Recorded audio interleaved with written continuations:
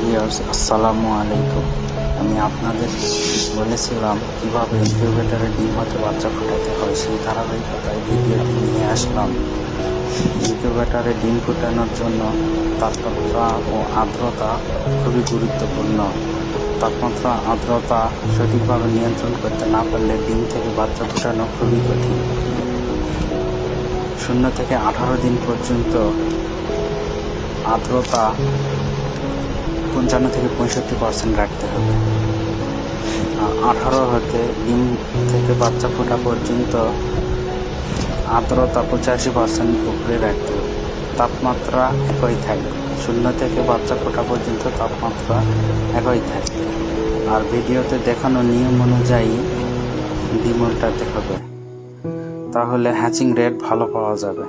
প্রতিদিন নিয়ম করে 6 ঘন্টা পর পর ডিম উল্টাতে হবে।